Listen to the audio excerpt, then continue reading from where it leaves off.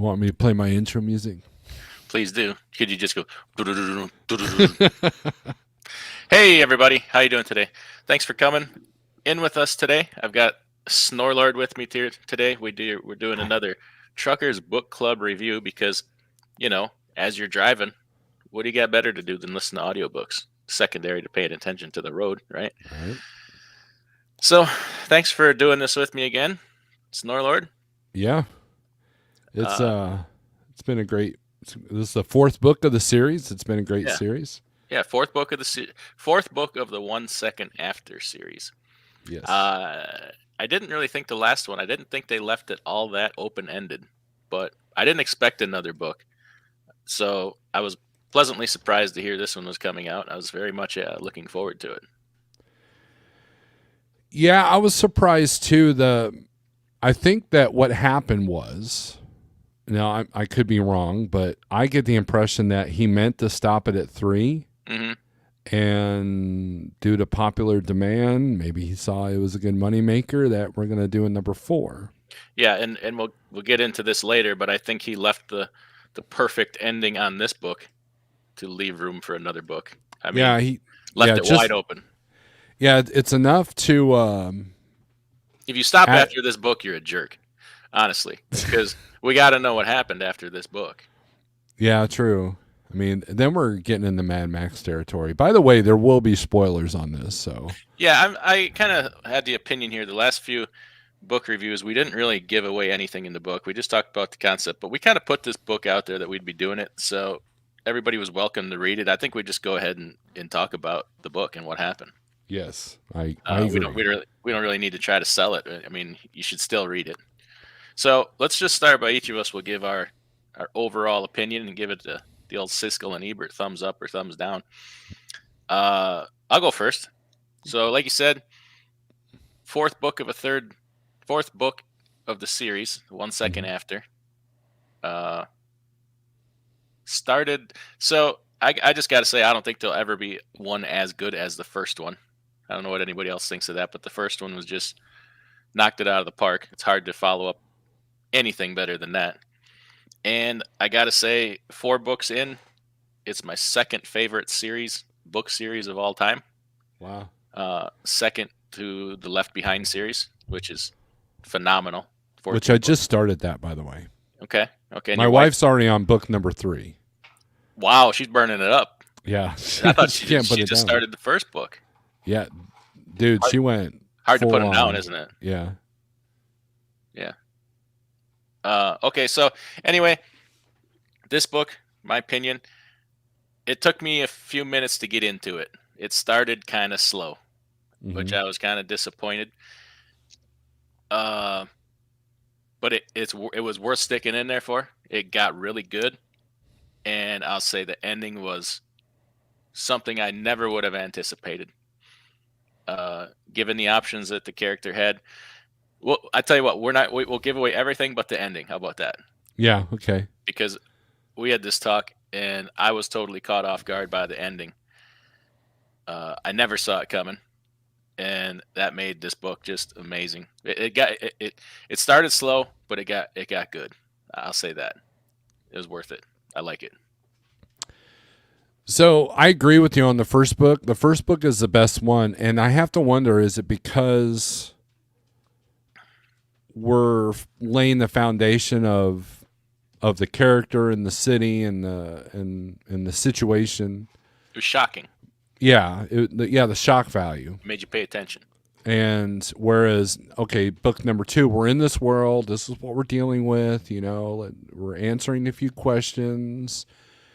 And there's like conflict, and then the third book, it takes a turn into a territory that I didn't think we could get into. So it's like, obviously in book number 3, it's like, okay, where can I go from here?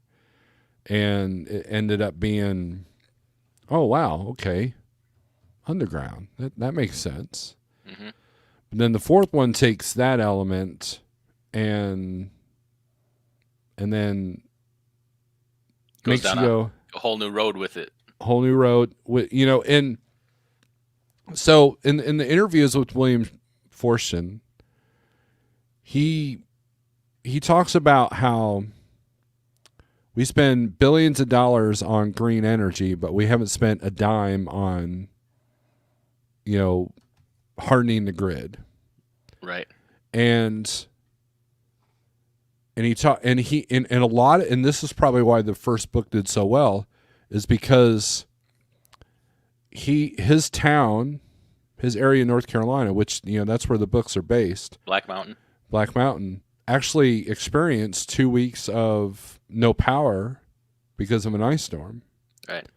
And so he was using real life experiences, and I noticed the politicalness, not like right versus left, but just like a review of our federal government started to accelerate throughout the books. Yeah. Well, what actually happened was, it was such a commentary on all of that it forced Congress to pay attention to his book. Mm-hmm. And Newt Gingrich, I think, actually ended up writing the foreword for his book, I believe, or the next first book. one. And first or second one, yeah. Yeah, it made Congress stand up and pay attention and take action and say, holy crap, a lot of this stuff we never thought of. We better start doing something about it. And they actually took a lot of action on such things, and at least militarily, and hardening the military. Mm-hmm. Us civilians, good luck still, but right. everything else, actually, what I think it made them stand up and do is complete their underground scenarios, for the continuity of government. Right. So, sorry, my phone was going off. I just reminded I better turn my ringer off. At the end of the so to get into this book, you got to talk about what happened at the end of the last book. The end of the last book, basically, John and some of his higher ups from Black Mountain ended up going up to what the heck is the name of that place around DC, in West Virginia or Maryland. Anyway, it escapes me. Yeah, they end up going up there to the underground caves where the government was holed up, mm-hmm. and basically went to war with them and ended up winning. Mm-hmm. And they basically installed their own new government by some makeshift elections. And John's mentor, I guess you could say, became president of the unofficial United States. The Greenbrier. There you go. Thank you, Bravo Zulu. Raven Rock. Yes, all of these places. Yes. And they installed their own government, basically. They didn't installed it, but they held makeshift elections, blah, blah, blah. And John became vice president. John Matherson, the main character, became vice president. But he didn't stay. He returned home to Black Mountain and tried to go back and live, reestablish a life, basically, mm-hmm. with his family and his people. In the beginning of this book, he is called back to Raven Rock by the president, his good friend.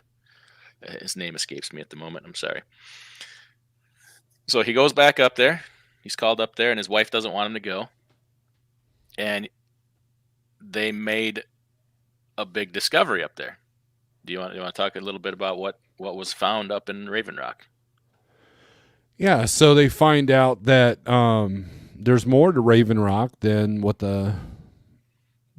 they originally knew. And it turns out that there's a huge underground tunnel system that goes underneath a 50-mile radius of Washington, D.C., so they can get from the Pentagon to the White House to Raven Rock David. To Camp David, right, all underground without being above Fort ground. Detrick. Fort Detrick, yep. Which comes into play later. Yep. And so, and it turns out that they've been there the whole time watching this little war and this little government set itself up.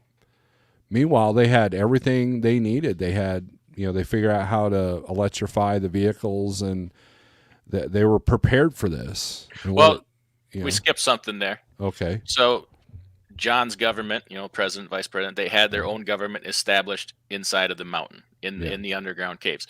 But what they didn't know is deeper in the mountain, deeper, they were closed off by a big wall. On the other side of that wall, deeper in the mountain, was remnants of the original government Mm-hmm. that just went deep when the EMP went off. The original 5 years ago, back in the day, they went deep in that mountain, and they had remained there undetected for 5 years. 5 years. Yeah. So one day, out of the blue, this door opens. They come walking out, and they're like, "Yeah, we're here to take control, and you're gonna submit to us, or we're just gonna basically tear you to pieces." Um, they had, years worth of food, medicine, everything you could ever want.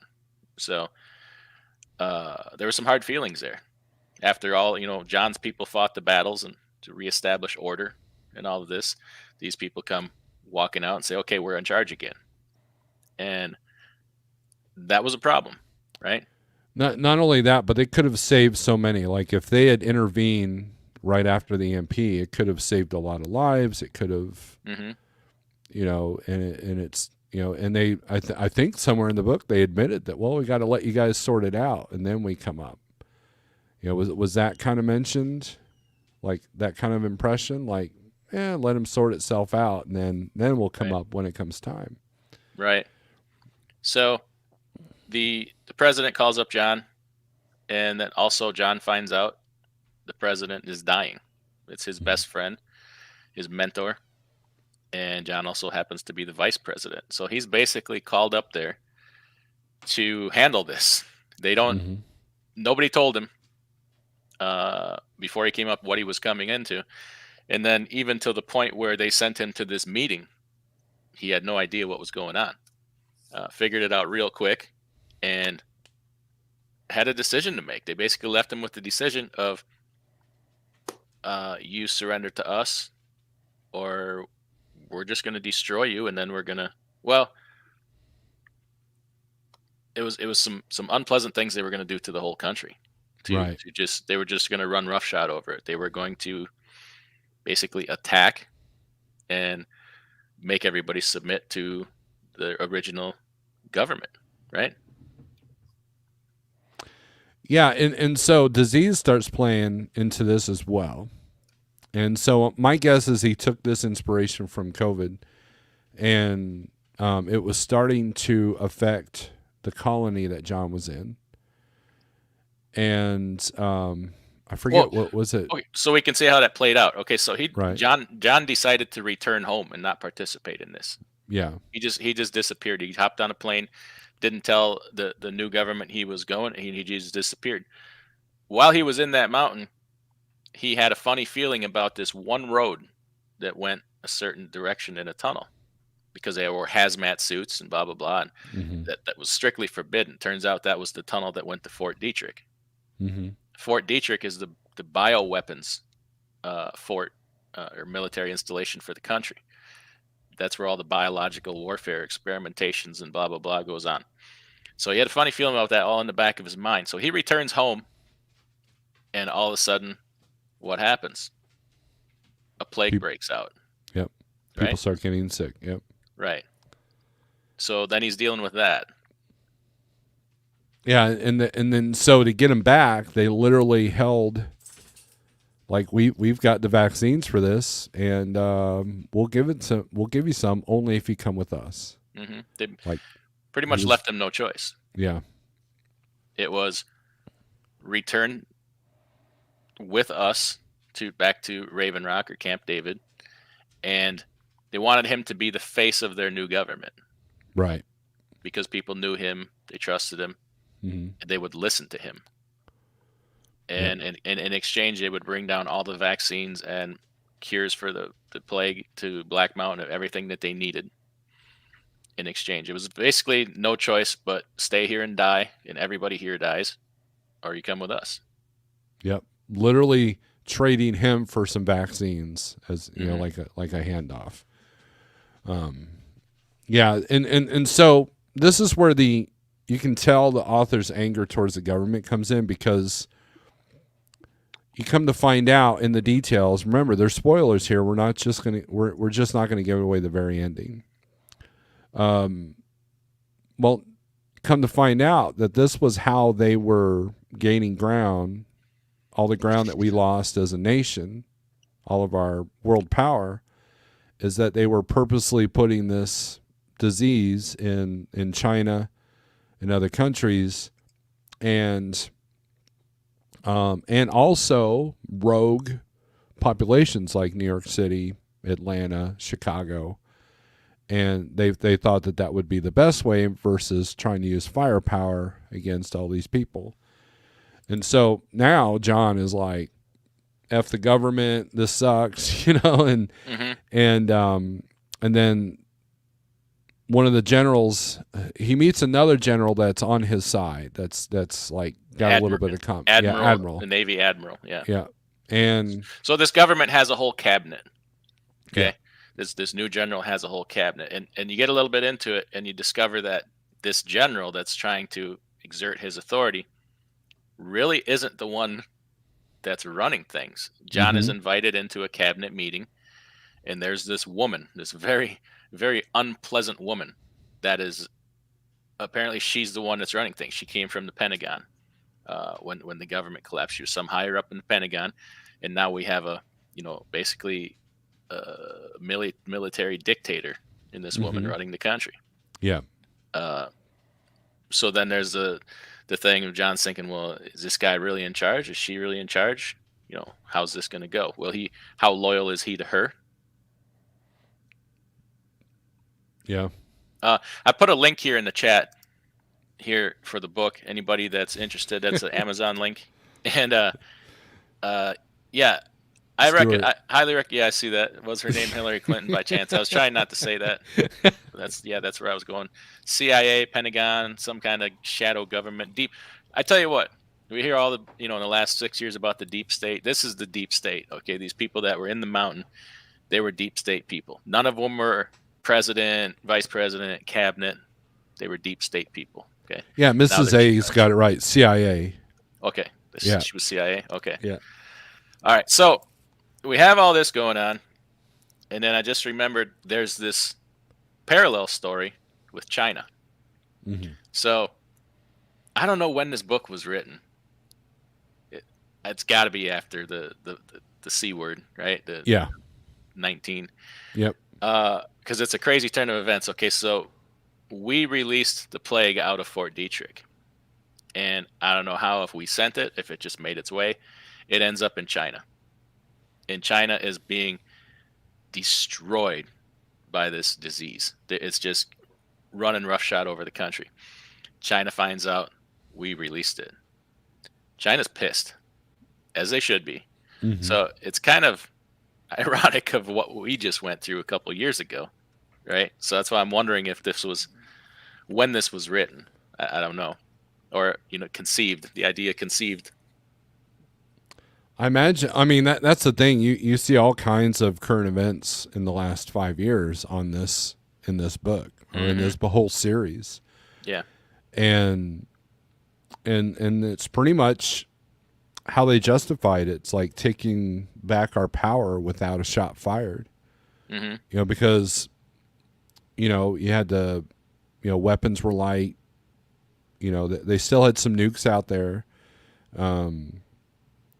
We're not the powerhouse that we once were. So that was their justification. right. So, and this virus is equivalent to, nuclear bomb as far as like the level of destruction it was creating. Yeah.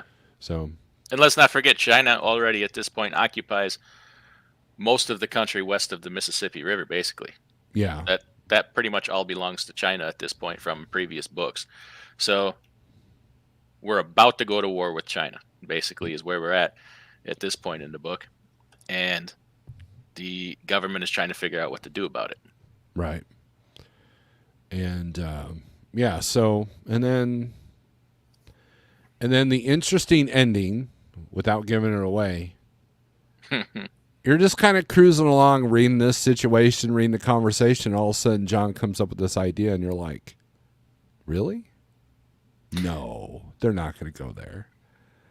And yeah. then, so John is forced into service, right? He's forced into this situation of being in this position that they want him to be in, being the face of the new government. He's forced into it. So he's given two options. Well, let's just say this new government is not good. It's not it's not friendly to its citizens. They're gonna take control basically by force. Either you're on board or you're dead. There's no in between. Yep. And John is forced to be the face of that. And their solution to regaining control of the country, this new government wants to nuke or EMP the United States again. I think they were going to nuke them, weren't they? Or were they going to EMP them? Well, I think in one of the other books they were talking about nuking Chicago and Atlanta. Yeah. Yep. I remember that. Because it'd gone so bad, and throughout the book series, there's like a whole cannibal, I don't know, theme group, band of raiders. There was a lot of there was like this super not religious, but like cult like, that might have been the same ones that eat humans. You got to understand that the first two books, they really had to defend, their city. They had to defend their town, and that's why the first book was really exciting, because you're reading battle scenes and and you're thinking, okay, how would I do this? None of us are, most citizens aren't trained to be military. The 300, 400 pound guys that buy a bunch of guns doesn't mean you can necessarily, fight in a battle or a war, so it kind of like addresses those kind of things and what we'd be. Nobody could have stood up to what they were about to do. Right. Yeah. And that was the two things. He was either going to nuke his own country, or he was going to sit there and watch them do it, and everybody would die. His wife, his town was like right on the number one on the map. They would go first, pretty much. Basically, is what they were saying. But wasn't it either he do that, or there was an option if they were figuring out if they were going to go to war with China? I can't remember. Was that like the second option? Either do this to the U.S. or go to war with China, right? I think so. I forget how that played out. Mrs. A might be able to help. Step up to the mic, Mrs. A. Come on. She's here listening on her headphones behind me here. So she's listening. So, left with these two options, which one do you choose? Because it's made very clear it's going to be one of them, with or without you. We'll just kill you and we'll do it ourselves, basically. He found a Navy admiral that was loyal. Oh, Bob Scales. Bob Scales was the first president. Yes. His friend.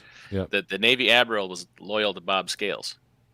But he didn't know where his loyalty lied after Bob was gone, if he was really with the new guy or if there was another alternative. So John was given path A or path B. Which one do you choose? Apparently neither. Yeah, he created path C. Yeah, and we're not going to tell you what that is because I didn't see it coming. Yeah, because that's worth it. I mean, we're not giving the whole. I mean, literally, we're giving away like 5% of this book, and the ending is worth it. You know, look, we got nothing to gain on this book. It's not like we're making money off selling it or anything. I didn't write like that. But the whole series gets. We've talked about this in the past videos. The whole series gets you thinking. How would you react in a situation where you have no power? And everything that you own is fried, And so what's interesting is that the prepper, quote unquote, community, if you really look at like YouTube and, there's always been a low level prepper community, but it seemed like it's accelerated in the last 5 years. I think the vid woke a lot of people up. And so after William Forschten wrote the first book, there was a bunch of the prepper community goes, "Oh, your book's awesome. It got me thinking about this. I created this, and I did this. I prepared." He's like, "Wow, I didn't realize it had that kind of impact." And he starts going to all these prepper like conventions and those kind of situations. So he kind of ran with that, and now he's like a part of that whole thing. He's got power in Congress now to try to remedy some of that. And what's interesting is that's never mentioned in the books, but something that people need to think about is the sun could also create a complete EMP situation. And it has. And it has the Carrington event. Yeah, the Carrington event. Granted, back then we didn't have much for electronics. We had telegraph machines, basically. And they all got pretty fried. much burst into flames. Yeah. Yeah.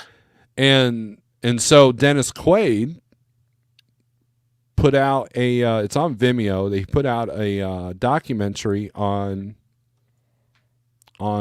how we need to harden our grid for that reason, because he said there's 100% chance of that happening versus what's the chance of EMPs by other countries, releasing, I haven't watched that yet, but it really kind of gets you thinking, like how many of these things we taken for granted.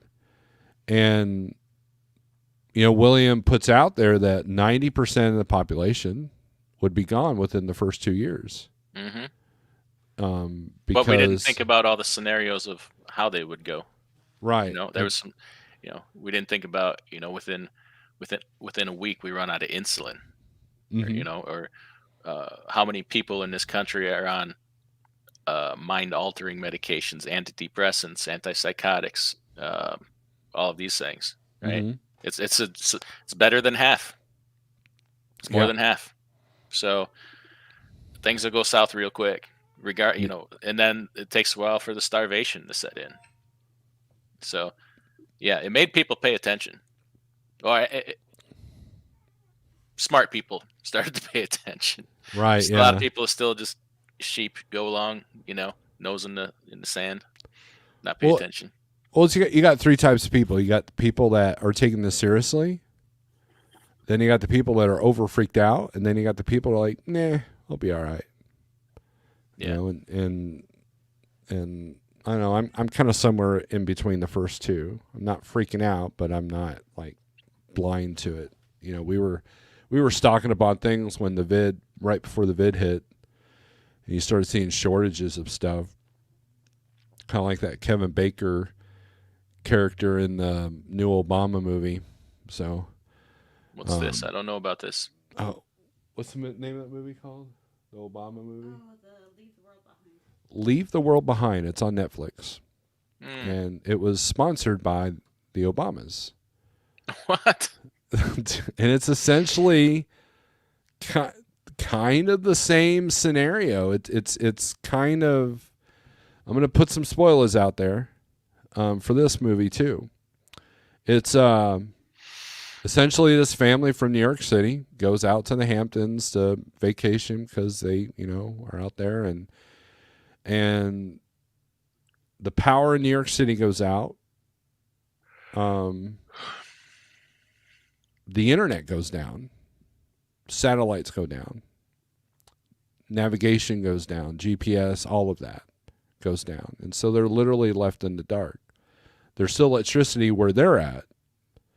And so Kevin Bacon plays a prepper, and darn right-wing prepper guys that collect guns and food, plays one of those guys.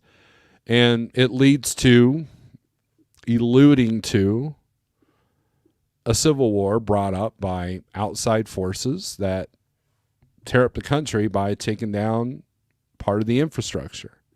So there's a theme here. You take out our infrastructure, we're going to take ourselves out.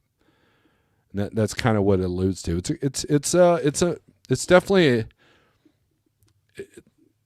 it's not one I'm going to watch again, but it was an interesting watch. Sterling hated it. Yeah, Sterling hates everything. But yeah, no. But I'm kidding. I was telling my wife about it. She's like, I don't want to watch this, So, but it's entertaining. But and the people, it's got some themes that I can't really get into here. But it makes a certain group of people look bad. Yeah. So. Or did they just point out how they make themselves look bad, Exactly, yeah. So, but anyways, all right. So Mrs. A says, so it looks like the choice at the end. Matherson and Lawrence were supposed to be threatening China with nukes because China knew we released the virus, so they were supposed to threaten. There's probably a part 2. Okay.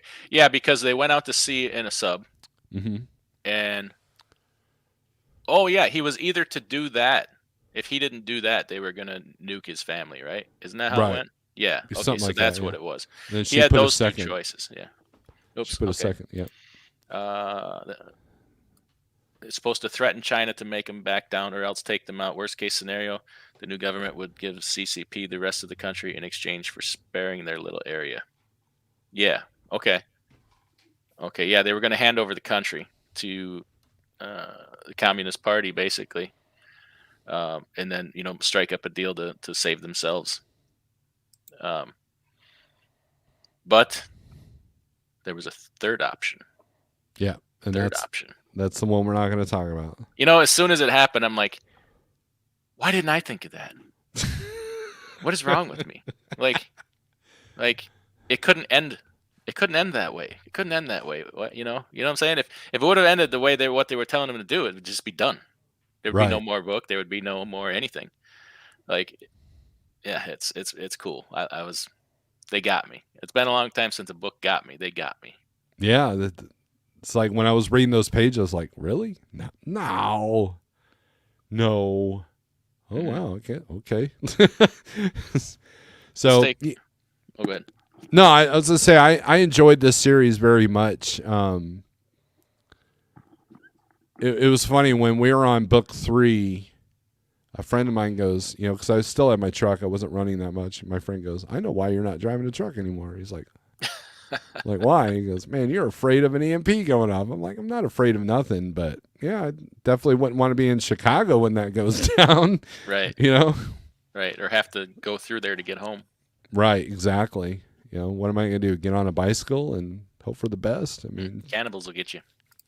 Cannibal rituals. Big Mike in the House says Left Behind and 1 Second After series are awesome. Yes. Raven Rock. Okay, there we go. The Greenbrier. The sad part is people don't realize how vulnerable we are individually along with publicly. Absolutely. Yeah, I put the Amazon link in here. I tell you what, they also have on Amazon Audible. Get yourself an Audible subscription. Yes. That's the best way to do it. Listen to this while you're driving, kill 2 birds with 1 stone. And this is one series of books that as entertaining as it is, highly educational. Not only is it educational on what could happen, but it's educational on making you think the worst case scenario. Like what would you do in this scenario? Yeah. Are you willing to kill to protect your property, your people, your town? Are you prepared if you can't get food or water for, because they said the average town will run out of food in 20 days.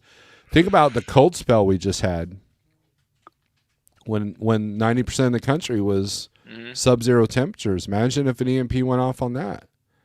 Right. Dude, I blew a fuse in our house and it was like -10 outside. I blew a fuse in our furnace and I think it was about 2 hours. Man, we were already getting cold, and my son went out and got the fuse for us, but because I was in the middle of work. But I mean, 2 hours, and we were like, ugh. Imagine if you're. I mean, and people go through that during ice storms. Hey, Jimmy Carter told you to put on some sweaters, so I don't know why you didn't remember. Big Mike says, I have Audible to listen to books. Yeah, get yourself an Audible subscription. You get for like $15 a month, you get a few free audiobooks, and then you can buy more for real cheap. Yeah, I think it's like $15 a month. You get 1 free credit a month, and then they have like half price sales all the time. I do a combination. I recently restarted my Audible.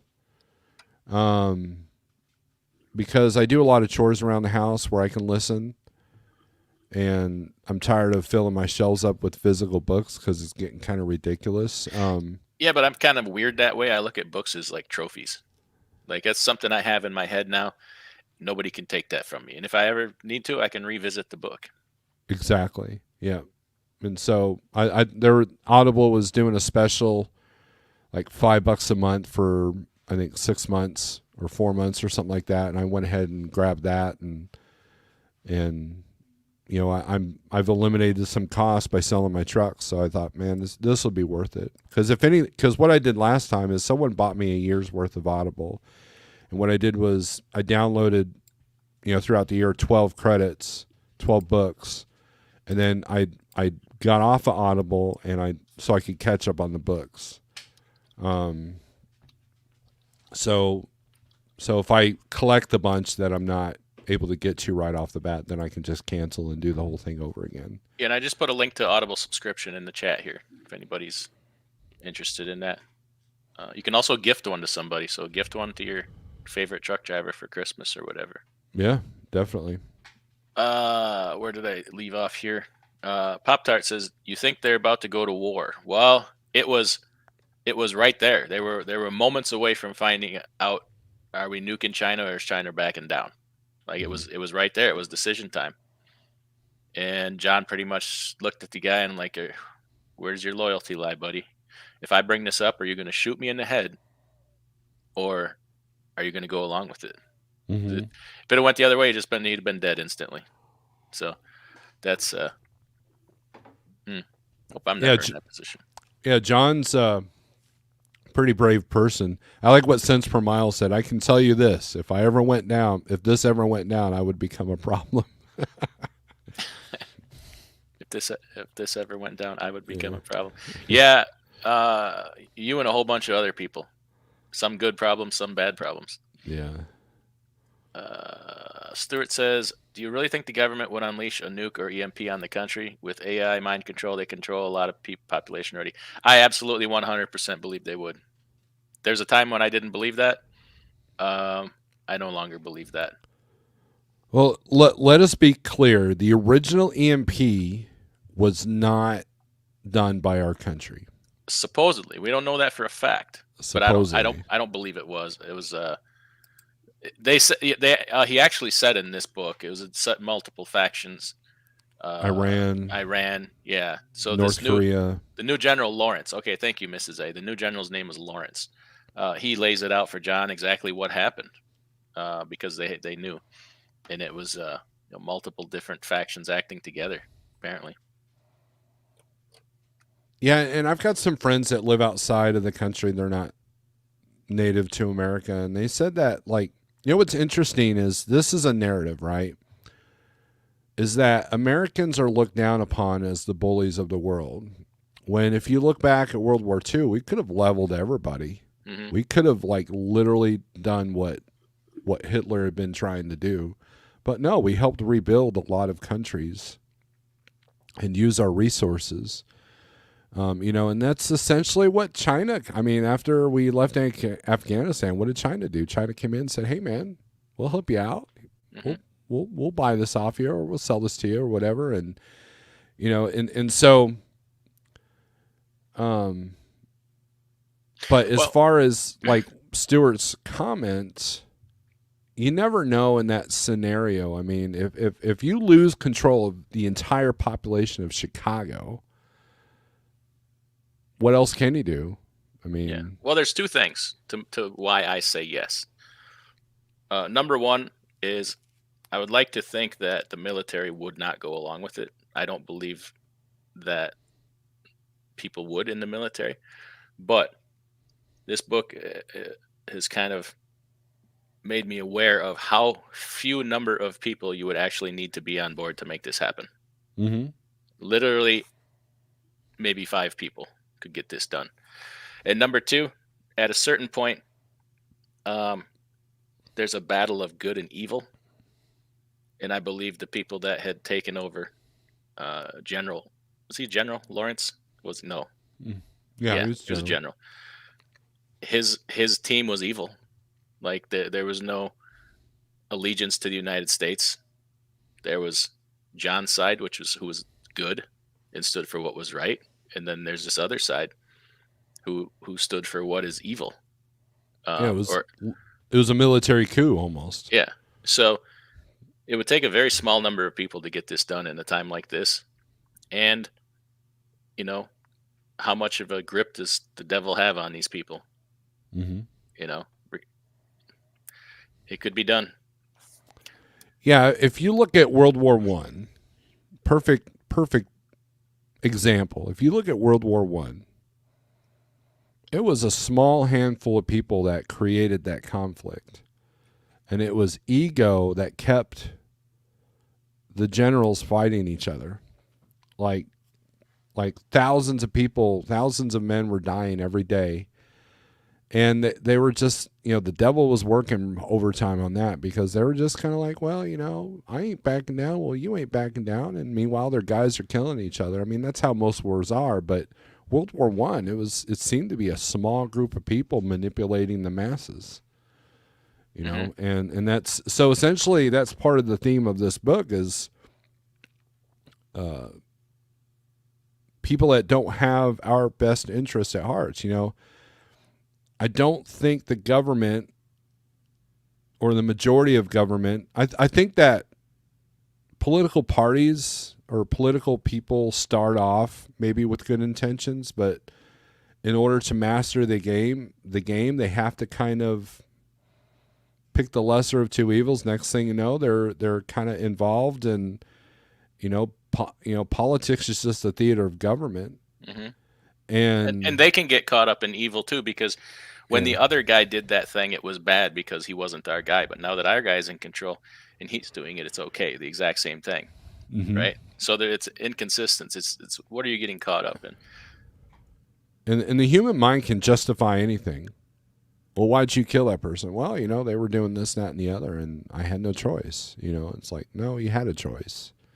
That kind of thing. So, yeah. Oh, Doty's got me all stirred up.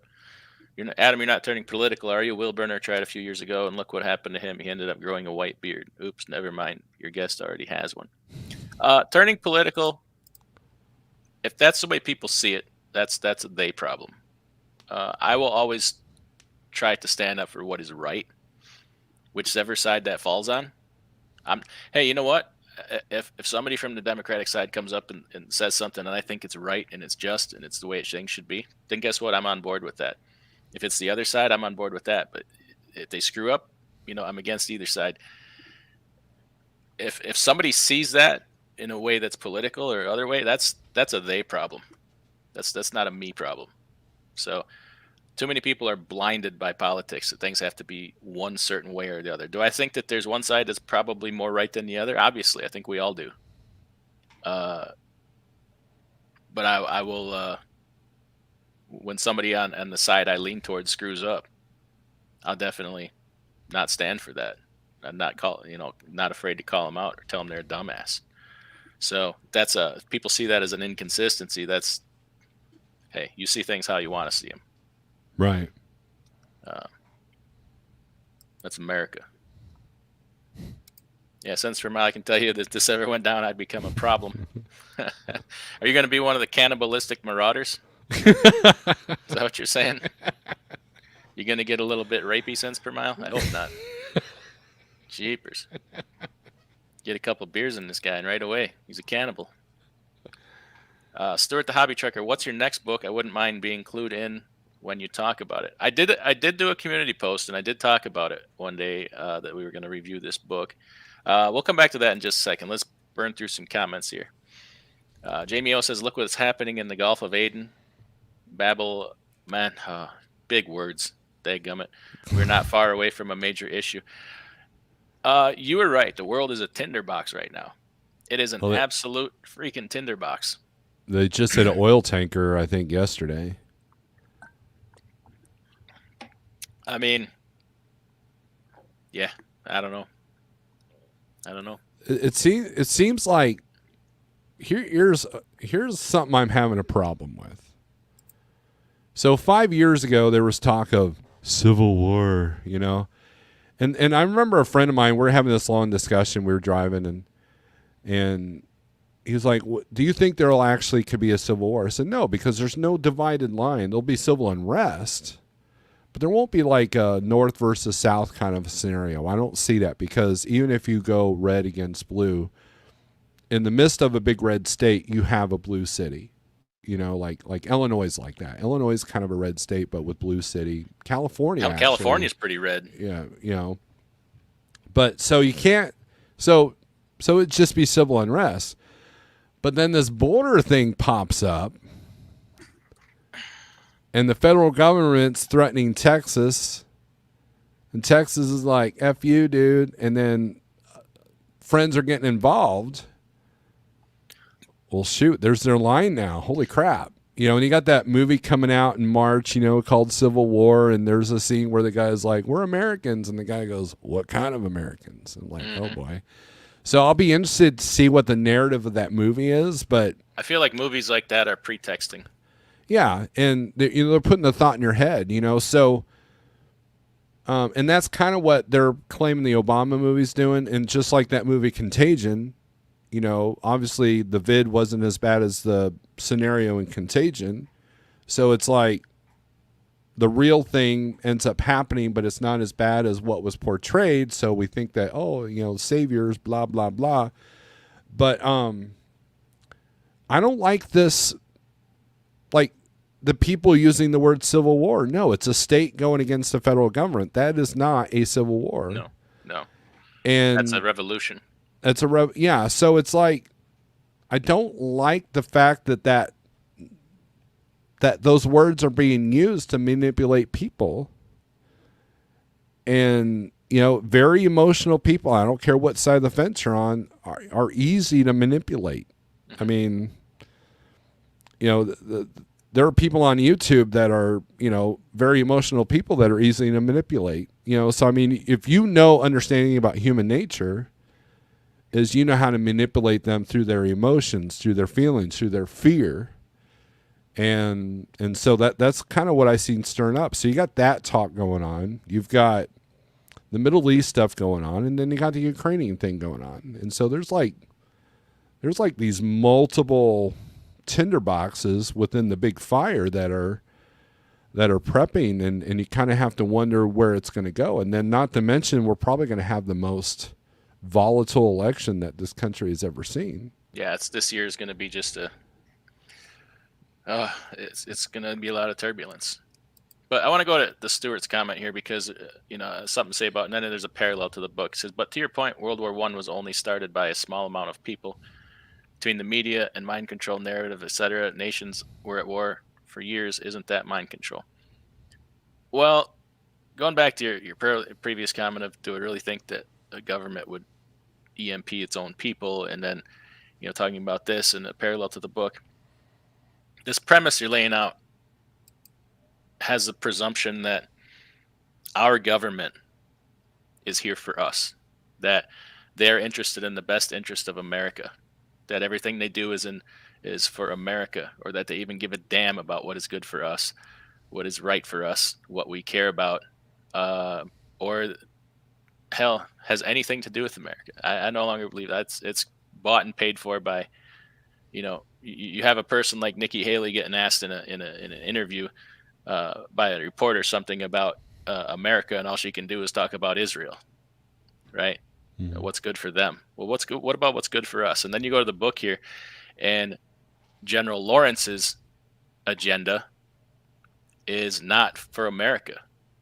It's for what's good for the shadow government, what's good for this underlying military government, because he's perfectly willing to hand the country over to the communist China, or some faction of, you know, Russia, or whoever will guarantee their safety.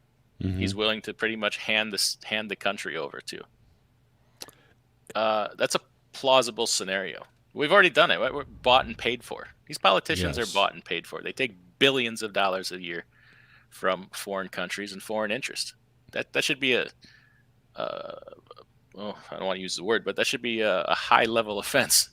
I mean, well, yeah, I mean, and you see it in our country. I mean, just go to the big cities like Seattle, Portland, San Francisco. Mm-hmm. People are literally crapping in the streets. I mean, you know, and that's the thing about John is such an awesome character in the books. Yes. Because he is always about the community first. Even over his family at times. at ridiculous levels of sacrifice. Yeah. Like this man is literally sacrificed. There's times over and over and over, and he should have been dead for when he was trying to defend his people. Mm-hmm. And it was always for the good of the school he works for. It was always the good for his country. It was always good for his town. Even the justice that he had to lay out in the first book, they had to start using capital punishment, public capital punishment. He hated to do it, but it wasn't a power thing. It was like he was a, what do they call that when someone's ended up that? Like reluctant, reluctant. He's a reluctant leader. Yeah. He's like, hey, you're the guy with your act together the most, so you're the dude, because he had military background and combat experience and all that stuff. So, and where he lived when the day happened, he was still somewhat of an outsider. Yes. He hadn't been there that long, but because of people knew who he was and how he conducted himself and what he was all about, they're like, this is the only guy. It just became general consensus he was their leader. There was nothing formal, up till a certain point when they had a town council meeting. Yeah, and he was very well liked in the community because of his influence in the college. Mm-hmm. And so that's one of the positives of this book, is that it really shows you a sense of community, and that's how you survive. So if you're thinking of the scenario, what would you do in this scenario? Well, guess what? Lone wolves don't survive. Eventually, if you're out there in the woods by yourself, eventually somebody's going to get you. And that's kind of the theme, is safety in numbers and community is that's how you all work together. Right. And John is definitely a great character, and you can kind of tell the author is getting a little bit more jaded with the government as each book progresses, and this kind of brings it to a full tilt of the things that he does not trust about this government. So I think it's a commentary on that. Absolutely. Mrs. A, definition I read is civil war is when you have a faction trying to gain control of a government. Our civil war was not that. And one state disobeying federal instructions isn't either. Well, actually, Texas is doing what is required by law. If the federal government fails to uphold their constitutional duties, it's up to the state to perform them. So Texas is doing exactly what they're supposed to do. And by the federal government threatening them for doing so is actually called tyranny.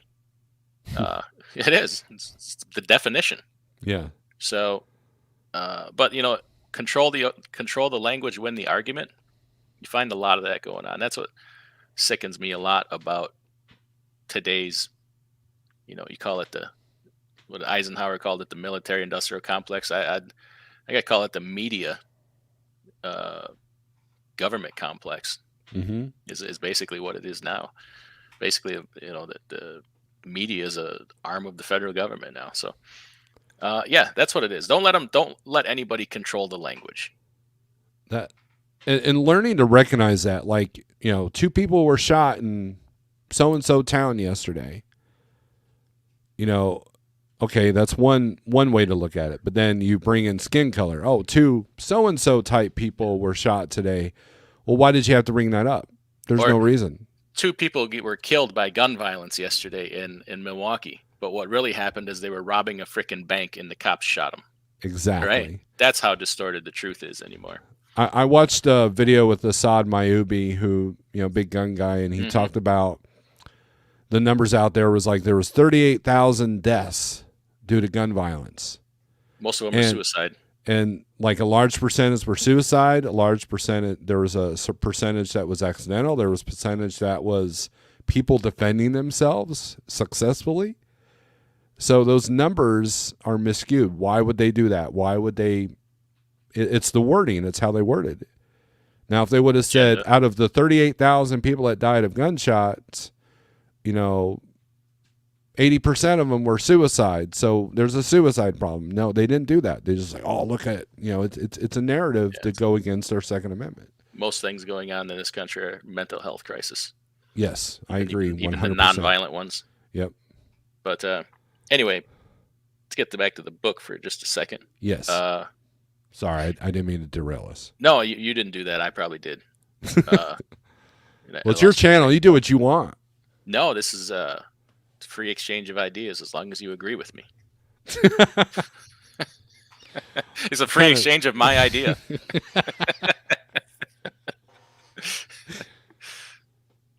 That's funny. One of these days we're going to get Mrs. A on here because I want to talk and have it. We could even have it privately. I know Mrs. A is a private person, but she's going to come in on one of these book reviews. I'm telling you. I almost had her convinced when I was being slow and reading the book and you were ready to go. I was like, hey, you do it for me. You come in. I would love nothing more than do book review of the Left Behind series. I just don't think it's appropriate for YouTube. Like it's too well, one, it's religious, right? That doesn't play well. And I'm not going to sit here and defend, my religious beliefs to perfect strangers. So it's probably not something that's good for YouTube, but I can't recommend that series enough, people. If it's very, so you think the 1 second after series is very realistic and close to reality. You got to check that one out because it's dead on. Yep. I'm starting to see that. So let's go back to this book. Lessons to be learned from this book or things to be taken away. I found the first book mostly, and a lot of the second book. There was a lot of good lessons in there to take away from it. This one, and even more so, the last one and this one are more so just the story. We got past a lot of the lessons and the unthought of scenarios. So now these last two is really about the story. Yeah, the messages were bigger, right? The lessons were bigger. Like the first lesson was, hey, what would you do without power? These are things that you ought to think about. Whereas this one is like, what if the government is completely corrupt and wants to kill you? And so trust no one. That's the main lesson of the book is and it's going to be community and your sense of patriotism that will get you through. I mean, you a divided, and that's the thread of this Civil War talk is a divided country will fall. And that's kind of, John is always trying to keep divisions from happening. It's like every book series, there's like, he's trying to be the mediator and the common sense guy in the middle, which I can relate to on all the different scenarios that occur. He's the go-to, and because he's well respected by every side, he gets that. He became vice president because of the connections he had with the guy that became president, but also because of his people skills of dealing with crowds and communities and councils. So you said a couple of times here that John was a spectacular person, a spectacular character. I just, faced with the choices that he had to make of his family and I don't know how many people in the area of Black Mountain now, a few thousand with Black Mountain, Asheville, Swannanoa, these places, community of a few thousand people versus basically saving the whole country. Mm-hmm. Or taking the country to, let's face it, we couldn't have won that war with China. I mean, no position whatsoever. The only thing we had going for them is they were so devastated by the plague. Could they have put up much of a fight? Right. Like China got wrecked by the plague, apparently. Mm-hmm. But then again, our country militarily was just shot, and population wise, do we have the manpower to put up a fight? So it's basically, pick your poison. Yeah. There's no like, wow, that really worked out at the end. Great. There's none of that in any of these books, in any of this series. It leaves you asking questions, and that's what a good author does. It's like it makes you want to read it gets you invested in the story. And and a couple of them are kind of slow. To begin, you and I have talked about that. It seems like every book review the last couple of, it's like it starts off slow, but then once it hits the gas pedal, it's on. Yeah, most of this book took place outside of Black Mountain. It took place up in like Camp David, where the CIA is, I forget again the mountain there. But all of this we've heard of with these underground cities and tunnels and reinforced mountains. If anybody doesn't believe by now that it's all true, I mean, pretty much everything else he's laid out in all his other books has been pretty true. Yeah. Because he's obviously collaborating with somebody in the know. Yes. So, you learn some things about what they have prepared. And anybody who's driven in one of the caves, Carthage, Springfield, Kansas City, knows that you could do that. It's all possible. It's already being done. Yeah. And they did it right under everybody's noses. Yeah, that's the thing. The most well-kept secret. One of the things that stood out was one of the soldiers from the deeper community. Their qualifications to work to be in that community was to sever all ties. This is back before the EMP. Mm-hmm. Sever all ties with friends, family. Like, you're basically living in the dark. You basically disappear. That was kind of the requirement to be on that. And, so most of the people were people that were outcasts, or didn't have a whole lot of friends or family out there. So when everything hit, they weren't like missing the upper world there. And I thought that stood out to me. It's like, that's a level of, I'm not going to use the word dedication, but yeah, it's very realistic though. Not only would nobody miss them and realize they were missing, mm-hmm. they would have no desire to return to the surface. Right. Because there's nothing there for them. Yeah. And they talk about how in the community they marry and, they have lives and stuff like that, but, I mean, and so a lot of the soldiers, a lot of the people working for the deeper state, they chose security and safety over what was right for the country.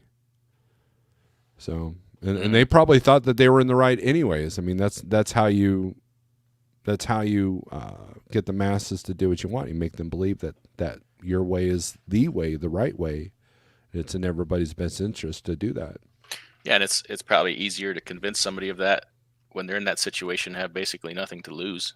Mm-hmm. It doesn't make any difference one way or another to them. Yeah, how this all plays out. So probably convince them of whatever they would do. You don't take away their creature comforts. They're all for that, Yeah, Mrs. A said she thought about coming on, but she was spinning mad about the CIA. Didn't think it'd be a good hostess. She was like, wait till you read this, she was. So Stewart says local government, small community definitely has more of an interest in the people. The diversity of this country is so vast. Asking someone in New York the best interest of someone in Montana is crazy. That's why we have the Electoral College. Yes. That idiots are trying to do away from. Yeah.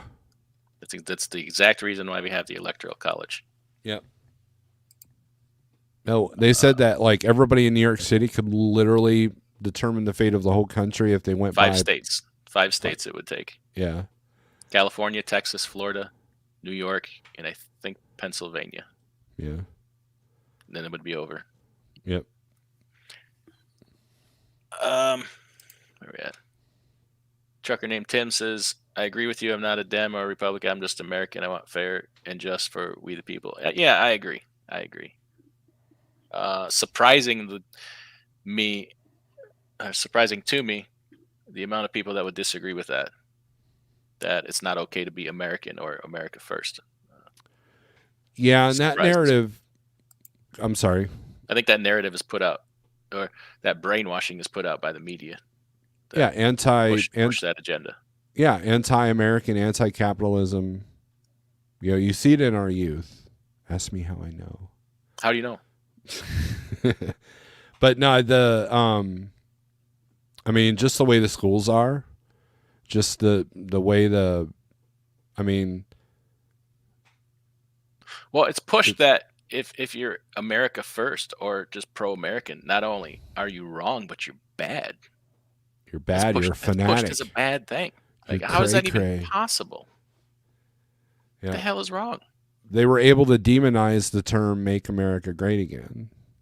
They were able to take that term and demonize that to that being a bad thing. What's wrong with making our country great? You know. Yeah, I saw a T-shirt recently. Oh, this is a bad road to go down, but I don't care. It's your channel. You do what you want. A guy with a T-shirt that said "Make pedophiles scared again," and I'm like, why do we even have to say that? But then I'm like, you know what? Definitely pushing that agenda of these people are. Isn't Whatever. there a state trying to eliminate using the term sex offender now? I think I read that headline. Or pedophile. They call it MAP, minor attracted person. Yeah. Like, you were sick. What the hell is wrong with you? And the fathom that's even a narrative, that's even an idea that it just blows my mind. You know, every now and then something hits the news, I'm like, really? Didn't we used to give them people, if somebody would have suggested that, didn't we give them a certain kind of hat to wear and tell them to go sit in the corner? Pretty much. You're not allowed to even speak anymore. Yeah. So, yeah, it's yeah. Cents per mile says Illinois must be full of government tunnels. That would explain how roads get such big sinkholes all over. Yeah, I've actually heard that there's a tunnel all the way from DC to Omaha. That the in a time of crisis, the capital will be moved to Omaha because it's more centrally located in the country. Huh. Continuity of government. Don't know if that's true. Look at Mrs. A comment. One of you needs to start selling a T-shirt saying "Make millstones great again."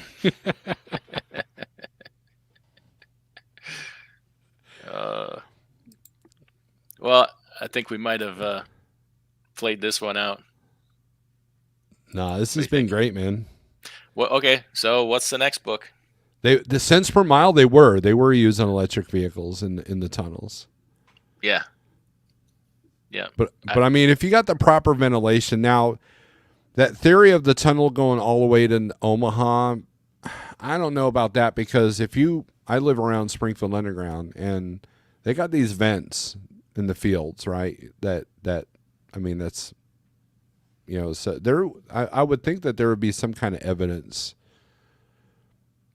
of, because you're going to need vents regardless. I mean, vents are easily hidden. Yeah, true. Easily. Okay, so next book. What are we doing? Oh man. What's in my Audible list? I put some new books in my Audible list. One came in very recommended to me, and I just got to see if you ever heard of it. It's about business. I think it's called like My Blue Ocean Strategy. It's like coming up with a new plan for your business for the new year. It's like your blue ocean strategy. What you're going to do to change for your business to go to the next level, things other people aren't doing. Yeah, it's called Blue Ocean Strategy. Here's what I got in there. I got A Brave New World, Richest Man in Babylon, which I read already. Secrets of the Millionaire Mind, I already read that. Un-F Yourself by Gary John Bishop. I got Blue Ocean Strategy, 48 Hours, that's William Forschten. I read that already. I recommended that one to you. The Investor's Manifesto, Can't Hurt Me by David Goggins. Never Finished by David Goggins. The Intelligent Investor by Benjamin Graham. Magic of Thinking Big, David Schwartz. Never Split the Difference, we did that already. Hacking of the American Mind, we did that. 1984, we did that. Sovereignty by Brian Mishler. Think Like a Monk by Jay Shetty. And that's it for now. Yeah, Think Like a Monk, that's a good one. I don't know, it just depends on what direction you want to go fictional. So that 48 Hours, is that pretty good? What's the premise of that one? Oh, that's a good book. I will say that. So the entire book takes place over a 48-hour period. Okay. It's some terrorists attacked the country in a very particular way. And I guarantee you this, before this book was written, it was something that we had never thought of again before. And I read the book and I'm like, we couldn't stop that. Like if they did this to us, there's nothing we could do about it to stop it, and it would be particularly horrible for the country.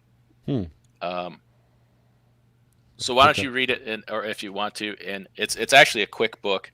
Your wife would like this one. Okay. Mrs. A, you'd like this book. It's called 48 Hours. It's by William Forschten. And I tell you what, if you wanna cover that, and then we could say yay or nay book review, and if not, we'll pick a different one. Okay. I can do a community, but we can both do a community post on it, like when we decide. But you want to pick like a backup book? Anybody? Yeah. What about a biography? Have we done a biography of anybody yet, No. or autobiography? One that stood out is I read Green Lights by Matthew McConaughey. That was pretty good. Okay. I'm trying to. Maybe a historical figure or anything. I don't know. Shooting in the dark here. Yeah, I think maybe just not make a decision right at this moment. Okay. To a community post and get some ideas. We can pick 3 books and let people vote. How about that? Yeah. Well, okay. So if we're gonna do that, let's. Have you started that Blue Ocean strategy? I'm looking at it right now. I have not. A friend of mine from Michigan recommended that to me. He said he's doing it.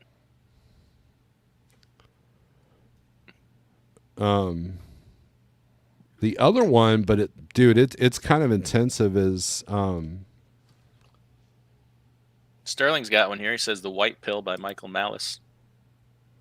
I don't know what that's about. Let me look that one up here.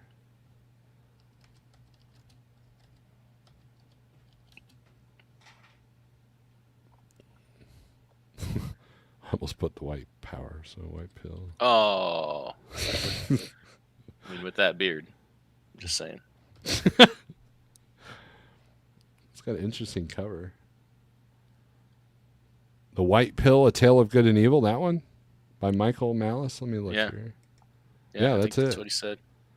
Oh, wow, that looks interesting. Mrs. A loves Michael Malice. I have not read one of Michael Malice's books yet, so why don't we do whatever order? We'll do that one and we'll do 48 Hours. I'll have to re-listen to 48 Hours. I remember it, but I got to get back into the details. It's been a while. Okay. Gosh dang, that's a good book. 48 Mrs. Hours. A, you're gonna be pissed.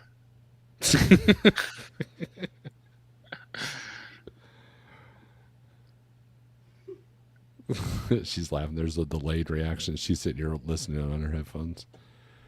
All right, so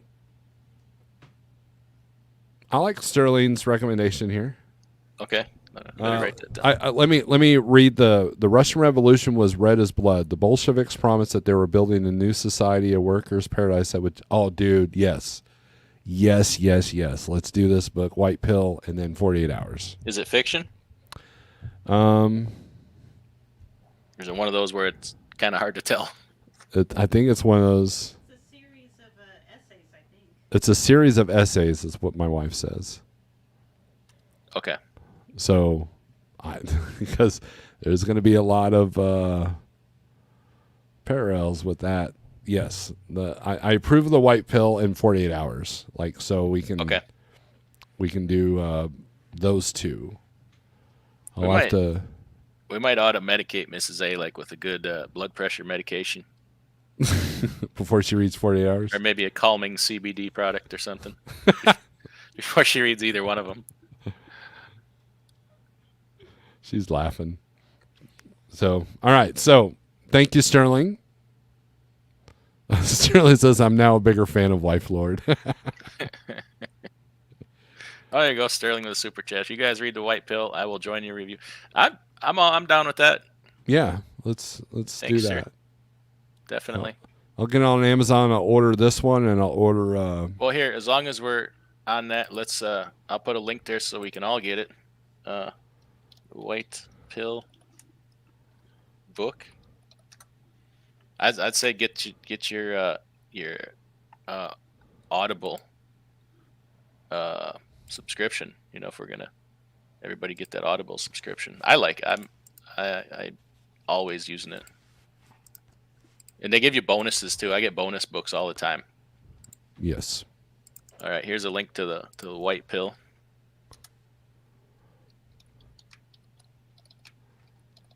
There we go. There we go. There we have it. All right. Anything else we missed? Want to talk about before we go? We're about an hour and 15 minutes. We pretty much covered the book. Gave away everything but the very best part that you never saw coming. Yep. Now So you have to read it. You don't have a choice. It's still worth a read/listen. It's still look, and if this is your first time listening to us talk about this whole series, I think it's a pretty good. Like I said, like imagine you're 500 miles from the house and an EMP, your truck's dead in the water. What are you going to do? Do you have a bug out bag? That kind of thing, and you got just some the barter basics. items. Get some warm clothes or climate appropriate clothes. Yep. I mean, dude, I kept my truck stocked. I could have lived 2 months in my truck without ever hitting the truck stop the way it was stocked. Ask anybody who's been in my truck, I was like, man, you got a lot of stuff in here. If I had a head-on collision, I'd be buried in crap. it was that bad. But if you were pinned in your truck, you'd be able to reach everything that you exactly need. Exactly. It'd be all up on your windshield by now. Yeah, and that was a hard lesson. I did it was I want to say it was late August, early September. I had to run to Salt Lake City for the first time. I've never been out there. So, I'm still in shorts and t-shirt weather, and, I'm still thinking everything's good. I get to Kearney, Nebraska, and I'm like, holy crap, it's cold, and I don't have a jacket or nothing. So I end up hitting a Walmart with truck parking there in Kearney and getting a bunch of sweatpants and some jackets, and then from that point on, I kept both seasons of clothes in my truck. I kept, during the vid, I had like 2 weeks of canned goods, when all the truck stops weren't serving food and all that. Yeah, I keep a well-stocked medical kit too. Mm-hmm. Like, that's something people really neglect. But you're going to Salt Lake City, so good news is all kinds of Mormon pantries and prepper stores in Salt Lake Cities. Yeah. Steering Wheel says, have either of you read On the Road by Jack Kerouac? I have not.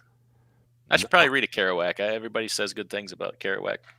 Yeah, he and I were talking about books the other day. We were on the phone, and he brought that one up, and then I brought up a fictional book called The Road, which they actually made into a movie. It stars the guy that plays Aragorn in Lord of the Rings. It's about a boy and his dad trying to survive in this post-apocalyptic, you're not sure what caused this end of the world event kind of a deal, but it was pretty good. It's very dismal, the movie is. I bought the book, but I haven't started reading it yet. But yeah, so the white pill and 48 hours, that will be we'll try to decide between those two. I'll start on both of them. So okay. Well, everybody, thanks for coming in today. Definitely get you those two books so you can follow along next time. Then we don't have to worry about spoiling anything for you. Yeah, make sure you hit the thumbs up, you scallywags. Yeah, thank you. All right, thanks for doing this, Steve. Hang on for a second. Everybody else, we'll see you all later.